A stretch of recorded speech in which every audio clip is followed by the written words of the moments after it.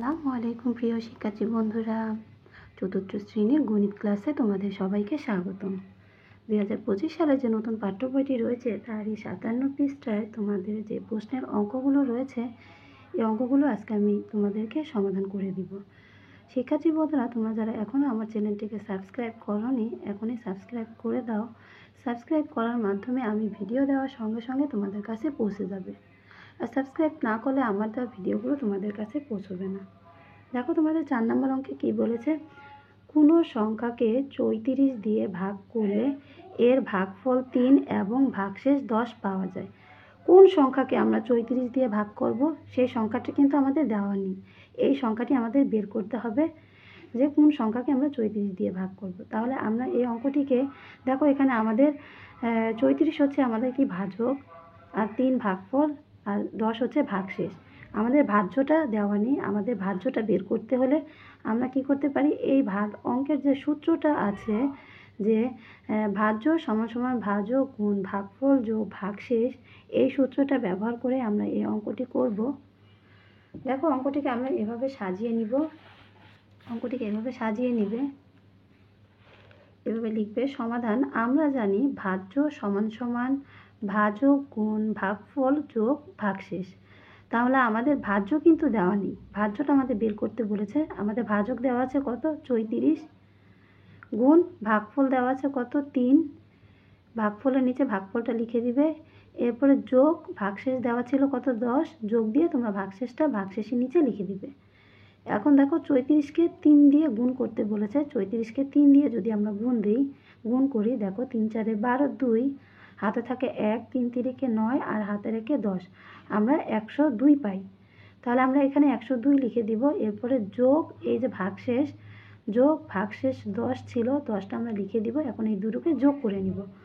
দেখো এই যে 102 এর সঙ্গে আমি 10 যোগ করেছি, 2 আর 0 যোগ করলে 2, 0 আর 1 যোগ করলে 1, আর এই 1 আমরা এখানে নামিয়ে দিব। তাহলে 102কে 10 দ্বারা যোগ করে আমরা পেয়েছি 112। তাহলে আমরা লিখব সমান সমান 112। উত্তর সংখ্যাটি কত, 112। তাহলে আমরা ভাজ্য কত পেলাম, ভাজ্য পেলাম 112। শিক্ষার্থী বন্ধুরা, 5 নম্বর অঙ্কটি এখন সমাধান করব। অঙ্কটি করার আগে তোমরা আগে প্রশ্নটি, এই যে প্রশ্নটি ভালো করে বুঝে নিবে। প্রশ্নটি না বুঝলে অঙ্কটি তোমরা করতে পারবে না। দেখো এখানে কি বলেছে, তুমি 99 জন খেলোয়াড় থেকে 11 সদস্য বিশিষ্ট কতটি ফুটবল দল গঠন করতে পারো। দেখো এখানে কিন্তু মোট খেলোয়াড় দেওয়াই রয়েছে, যে তুমি 99 জন খেলোয়াড় থেকে, এখানে মোট খেলোয়াড় কয়টি, এখানে মোট খেলোয়াড় রয়েছে 99 জন।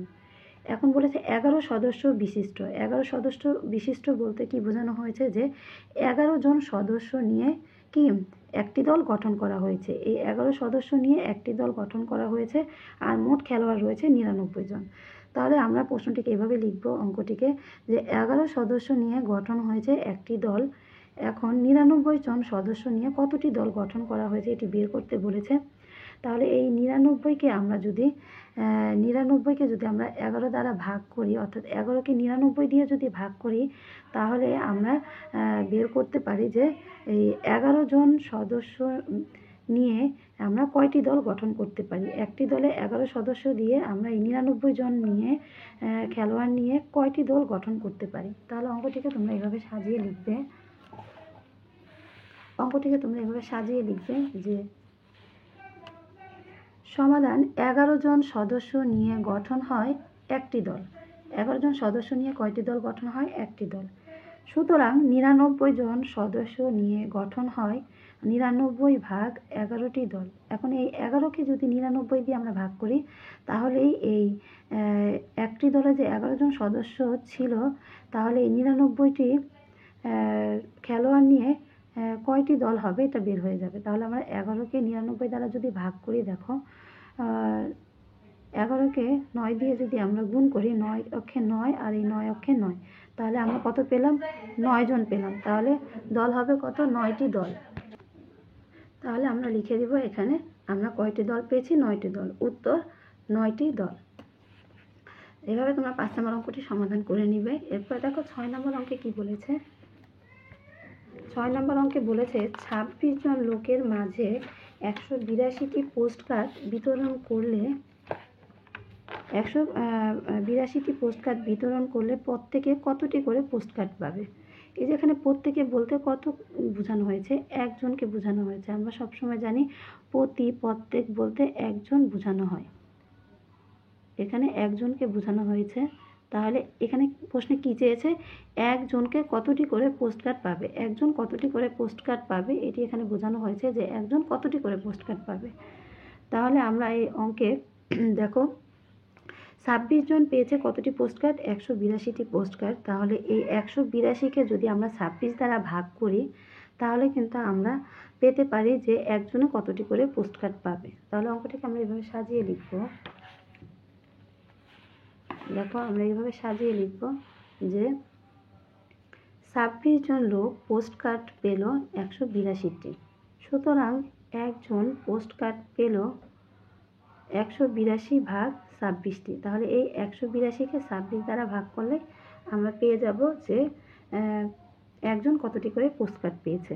দেখো 26কে যদি আমরা 7 দ্বারা ভাগ করি, 26কে যদি আমরা 182 দ্বারা ভাগ করি তাহলে 26-এর ঘরের নামতা যদি আমরা 7 বার গুনি তাহলে আমরা 182 পাই। দেখো 26 গুণ 7, 26 গুণ 7, 7 6 কত, 6 7 42, 2 হাতে থাকে 4, 7 2 গুণে 14 আর হাতে 4 কত 18, এই আমরা 182 পেয়ে গিয়েছি। তাহলে একজনে কতটি করে পোস্ট কার্ড পেয়েছে, 7টি করে। তাহলে তুমি সহজে এই অঙ্কটি করে নেবে। এরপরের অঙ্কতে বলেছে, দেখো এরপরে অঙ্কতে বলেছে 500টি পেন্সিল থেকে প্রতি বক্সে 12টি করে পেন্সিল রাখলে কতটি বক্সের প্রয়োজন পড়বে এবং কতটি পেন্সিল অবশিষ্ট থাকবে। এখানে কিন্তু অবশিষ্ট থাকবে এই কথাটি আমাদের দেখিয়ে দিতে হবে যে কতটি অবশিষ্ট থাকবে। তাহলে এই অঙ্কটি দেখো এখানে কি বলেছে, 500টি পেন্সিল থেকে প্রতি বক্সে, প্রতি বলতে কয়টি বক্স, প্রতি বলতে একটি, প্রতি বলতে একটি বক্স আমরা বুঝি। তাহলে 500টি পেন্সিল থেকে একটি বক্সে যদি 12টি করে পেন্সিল রাখি তাহলে কতটি বক্সের প্রয়োজন। তাহলে এই 12 দ্বারা যদি আমরা 500কে ভাগ করি তাহলে আমরা একটি বক্সে 500টি পেন্সিল রাখার জন্য কতটি বক্স প্রয়োজন এটা আমরা বের করতে পারবো। তাহলে অঙ্কটিকে আমরা কিভাবে লিখব, দেখো কিভাবে সাজিয়ে অঙ্কটিকে করব যে 12টি পেন্সিলের জন্য প্রয়োজন একটি বক্স, সুতরাং 500টি পেন্সিলের জন্য প্রয়োজন 500 ভাগ 12টি বক্স। এখন এই 12 দ্বারা 500কে ভাগ করলে এই 500টি পেন্সিল রাখার জন্য কতটি বক্স প্রয়োজন এটা বের হয়ে আসবে। দেখো 12 দ্বারা আমরা 500কে ভাগ করার জন্য প্রথমে আমরা যদি 12 ঘরের নামতা যদি আমরা 4 বার নিই, এখানে 4 বার নিই তাহলে দেখো 4 2 গুণে 8, 4 অক্ষে 4, আমরা কত পাই 48 পাই। 5 বার নিলে বেশি হয়ে যাবে। এখন উপর নিচ বিয়োগ করে নিব। উপরে আছে 0, 0কে 10 ধরবো, 10 থেকে 8 বিয়োগ গেলে 2, হাতে থাকে 1, 1 এই 4-এর সঙ্গে যোগ হয়ে 5 হবে, 5 আর 5 মিলে গেলে 0, বাম পাশে 0 বসানো। এখন 12 দেখো 12 বড় 2 ছোট, 12কে 2 দিয়ে ভাগ যায়, এই জন্য এই 0টাকে আমরা নিচে নিয়ে আসবো। এখন 12কে 20 দিয়ে ভাগ করতে হলে 12 ঘরের নামাতে আমরা কতবার গুনতে পারি, দেখো 12কে 12, 12 দুগুণে 24, 2 বার নিলে বেশি হয়ে যায়, তাহলে আমরা একবার নিব। একবার নিলে আমরা কত পাই 12 পাই। তাহলে এখন উপর নিচ বিয়োগ করে নিব। 10 থেকে 2 বিয়োগ গেলে কত হয়, দেখো 8, আর হাতে থাকে 1, 1 আর 1 এই 1 যোগ করে 2, 2 2 মিলে গেলে 0, তাহলে আমরা কত পেলাম 8। তাহলে আমাদের ভাগফল রইল কত, ভাগফল পেলাম আমরা 41 আর ভাগশেষ পেলাম 8। তাহলে এই অঙ্কে 500টি পেন্সিল রাখার জন্য আমাদের 500টি পেন্সিলের জন্য প্রয়োজন কতটি বক্সের, 41টি বক্সের প্রয়োজন। প্রতিটি বক্সে যদি আমরা 12টি করে রাখি তাহলে আমাদের 41টি বক্স প্রয়োজন ও 8টি পেন্সিল অবশিষ্ট থাকবে। 41টি বক্স ব্যবহার করার পরও আমাদের আরও 8টি পেন্সিল অবশিষ্ট থাকবে। তাহলে আমরা লিখব উত্তর 41টি ও 8টি। এরপরের অঙ্কে কি বলেছে, দেখো এরপরের অঙ্কে বলেছে 8 নম্বর অঙ্কে 1716 মিটার 1716 মিটার লম্বা একটি তারকে 78টি সমান ভাগে ভাগ করা হলে প্রতি ভাগের দৈর্ঘ্য কত মিটার হবে। দেখো এখানে 78 ভাগের দৈর্ঘ্য কিন্তু দেওয়াই আছে। এই যে 78 ভাগের দৈর্ঘ্য কত? 1716 মিটার। তাহলে প্রতি ভাগ বলতে কি এক ভাগের দৈর্ঘ্যটাই আমাদের বের করতে বলেছে। এক ভাগের দৈর্ঘ্য কত মিটার এটাই আমরা বের করব। আমাদের 78 ভাগের দৈর্ঘ্য 1716 মিটার। তাহলে এক ভাগের দৈর্ঘ্যটা বের করার জন্য আমরা 78কে যদি 1716 দ্বারা ভাগ করি তাহলে কিন্তু আমাদের এই এক ভাগের দৈর্ঘ্য কত মিটার এটা বের হয়ে আসবে। তাহলে অঙ্কটিকে আমরা এভাবে সাজিয়ে লিখব। দেখো যে 78 ভাগের দৈর্ঘ্য হচ্ছে 1716 মিটার। সুতরাং এক ভাগের দৈর্ঘ্য হচ্ছে 1716 ভাগ 78 মিটার। অঙ্কটিকে এভাবে আমরা রাফ করে নিব। কিভাবে আমরা এই 22 মিটার পেলাম এটা আমি এখন তোমাদেরকে দেখিয়ে দিচ্ছি। দেখো আমরা 78কে যদি একবার নিই তাহলে কিন্তু ভাগ যায় না, দুইবার নিলে 17। দেখো 78 বড়, 17 ছোট, তাহলে ভাগ যায় না, সেহেতু আমরা 3 ঘর নিব। 3 ঘর নিয়ে যদি আমরা 78কে দুইবার নিই, একবার ওপর 2 লিখে দেবো, দুইবার নিই তাহলে 2 দিয়ে 8কে গুণ করলে 8 2 গুণে 16 6, হাতে থাকে কত 1, 2 দিয়ে 7কে গুণ করলে 7 2 গুণে 14 আর হাতের একে 16। এখন উপনিচ বিয়োগ করে নিব। দেখো না 7 2 গুণে 14 আর হাতের একে 15 হয়, তাহলে উপনিচ বিয়োগ করে নিব। দেখো 11 থেকে 6 বিয়োগ গেলে কত হয়? 11 থেকে 6 বিয়োগ গেলে আমরা কত পাই? 11 থেকে 6 যদি আমরা বিয়োগ দিই তাহলে আমরা 5 পাই। হাতে থাকে কত 1, একটাই 5-এর সঙ্গে যোগ হয়ে 6 হবে, সাথে থেকে 6 বিয়োগ গেলে 1 মিলে গেলে 0, বাম পাশে 0 বসে না। এখন দেখো 78 বড়, 15 ছোট, ভাগ যায় না, এই কারণে আমরা এই 6টাকে নিচে নিয়ে আসবো। 6টাকে নিয়ে এসে এখন আমরা ভাগ করব। তাহলে 78 ঘরের নামাতা আমরা কতবার নিতে পারি? 78 ঘরের নামাতা কতবার গুনলে আমরা 156 পাবো? আমরা 2বার নিয়ে 156 পেয়েছি, তাহলে আমরা 2বার নিব। দেখো 2বার নিলে আমরা কত পাবো? 156। তাহলে 156 মিলে গেলে 0, তাহলে আমরা কত পেলাম? 22 মিটার পেলাম। তাহলে আমরা এখানে লিখে দিব যে এক ভাগের দৈর্ঘ্য হচ্ছে কত? 22 মিটার। সুতরাং প্রতি ভাগের দৈর্ঘ্য হচ্ছে 22 মিটার, উত্তর 22 মিটার।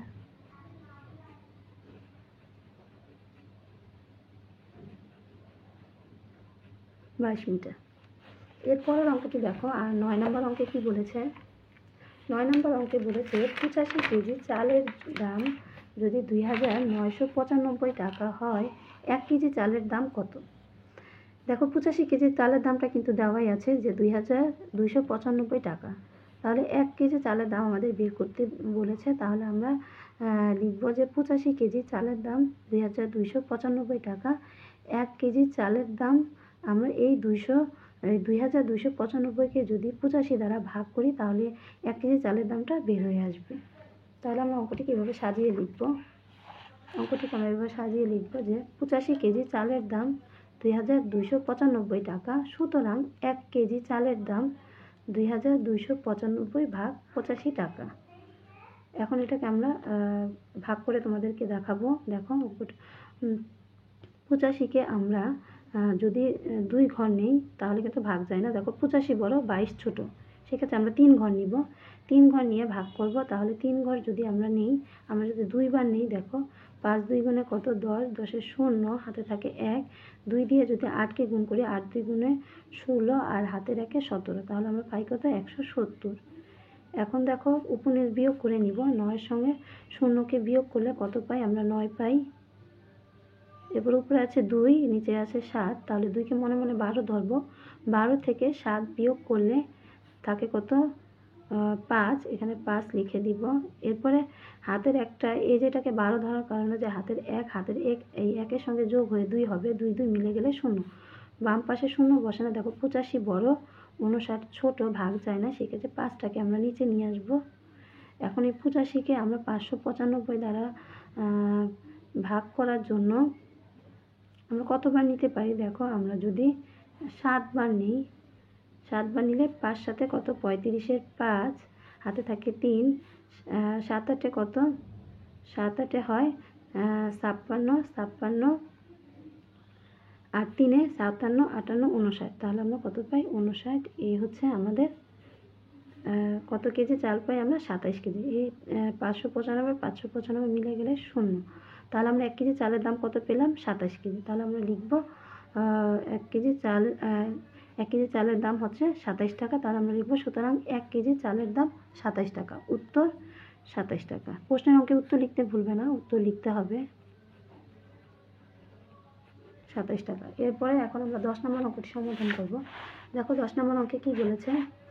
10 নম্বর অঙ্কে বলেছে তোমার কাছে 2784টি পুঁতি আছে। একটি মালা তৈরি করতে 98টি পুঁতি লাগে। সবগুলো পুঁতি ব্যবহার করে তুমি এরূপ কতটি মালা তৈরি করতে পারবে? এই যে এই সবগুলো পুঁতি ব্যবহার করে আমরা কতটি মালা তৈরি করতে পারবো, এটা আমাদের বের করতে বলেছে। তাহলে আমরা প্রশ্ন অঙ্কটি এইভাবে লিখতে পারি যে 98 পুঁতি দিয়ে তৈরি করা যায় কয়টি মালা? একটি মালা। এই 98 পুঁতি দিয়ে তৈরি করা যায় একটি মালা। তাহলে 2784টি পুঁতি দিয়ে তৈরি করা যায় এই 2784কে যদি আমরা 98 দ্বারা ভাগ করি তাহলে কতটি মালা আমরা তৈরি করতে পারি এটা বের হয়ে আসবে। তাহলে অঙ্কটা আমরা কীভাবে করব? দেখো অঙ্কটিকে আমরা এভাবে লিখব যে 98টি পুঁতি দিয়ে তৈরি করা যায় একটি মালা। 2784টি পুঁতি দিয়ে তৈরি করা যায় 2784 ভাগ 98। এই 98 দিয়ে 2784কে আমরা ভাগ করব। দেখো কীভাবে আমরা ভাগ করব? আমরা 98 দিয়ে যদি 27কে ভাগ করি তাহলে কিন্তু ভাগ যায় না, সেক্ষেত্রে আমরা 3 ঘর নিব। 3 ঘর নিয়ে ভাগ করব। তাহলে 98কে কতবার গুনলে আমরা 278 পাবো? আমরা যদি 2 বার নিই, দেখো যদি 2 বার নিই, 2 দিয়ে 8কে গুণ করলে 8 2 গুণে 16 6, হাতে থাকে 1, 2 দিয়ে 9কে গুণ করলে 9 2 গুণে 18 আর হাতে রেখে কত পাই? 19। এখন উপনিচ বিয়োগ করে নিব। দেখো 8-এর থেকে 6 বিয়োগ গেলে 2, 7-এর থেকে 9 বিয়োগ গেলে আমরা কত পাই? দেখো 8-এর থেকে 6 বিয়োগ গেলে 2 হয়। আর উপরে যেহেতু 7 ছোট 9 বড়, 7কে মনে মনে আমরা 17 ধরবো। 17 থেকে 9 বিয়োগ দিলে আমরা কত পাই? 17 থেকে 9 বিয়োগ দিলে আমরা 8 পাই। হাতে থাকে 1, এই 1-এর সঙ্গে যোগ হলে 2 হবে, 2 2 মিলে গেলে 0, বাম পাশে 0 বসে না। 98 বড়, 82 ছোট, সেই ক্ষেত্রে আমরা 4টাকে নিচে নিয়ে আসবো। 4টাকে নিয়ে এসে আমরা এখন এই 98 দিয়ে 824কে ভাগ করতে হলে 98 ঘরে নামাতে আমরা কতবার গুনতে পারি? আমরা যদি 8 বার নিই, দেখো যদি 8 বার নিই, 8 8-এ কত? 16 6, হাতে থাকে 1, 8 9 কত? 72, 72, 8 8-এ কত? 8 8-এ কত? 8 8-এ হয় 64, 64 4, হাতে থাকে 6, 8 8-এ 64 4, হাতে থাকে 6, 8 9 72 আর এই 6 78, 8 9 72 আর এই 6 যোগ করলে হয় কত? 78। এখন উপনিচ বিয়োগ করে নিব। 4 4 মিলে গেলে 0, উপরে 2কে 12 ধরবো, 12 থেকে 8 বিয়োগ গেলে 4, এই যেটাকে 12 ধরার কারণে হাতের একটাই সাথে সঙ্গে যোগ হয় 8 হবে, 8 8 মিলে গেলে 0, বাম পাশে 0 বসে না। তাহলে আমরা কত পেলাম? দেখো 28টি মালা পেলাম 40টি পুঁতি তৈরি করার জন্য, আর 40টি পুঁতি আমাদের অবশিষ্ট রইল। 28টি মালা পেয়েছি আমরা, আর আমাদের অবশিষ্ট রয়েছে কত? 40টি পুঁতি। তাহলে আমরা এখানে লিখে দিব 28টি মালা আর 40টি পুঁতির অবশিষ্ট থাকবে। আর উত্তর লিখব উত্তর 28টি। যেহেতু আমাদের অবশিষ্ট দেখাতে বলেনি তাহলে আমরা উত্তর শুধু 28টি লিখে দিব। তাহলে শিক্ষার্থী বন্ধুরা এভাবে তোমরা অঙ্কগুলো সমাধান করে নিবে। এই প্রশ্নের অঙ্কগুলো আমি যা বুঝতে পেরেছি যে প্রশ্নের অঙ্কগুলো তোমরা খুব সুন্দরভাবে করতে পারবে।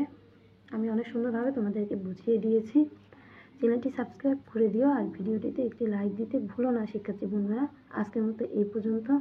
পরবর্তী ভিডিওটি দেখার জন্য আমন্ত্রণ রইল। আল্লাহ হাফেজ।